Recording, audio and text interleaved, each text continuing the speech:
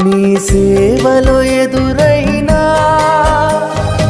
ఎన్నో సమస్యలలో నా బలమును చూచుకుని నిరాశ చెందితిని.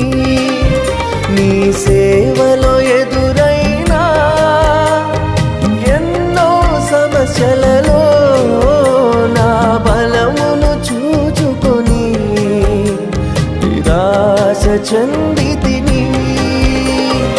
భారమైన ఈ సేవను ఇక చేయలేనని అనుకొనగా, భారమైన ఈ సేవను ఇక చేయలేనని అనుకొనగా, ప్రధాన యాజకుడా యేసు నీ అనుభవాలతో బలపరచితివి.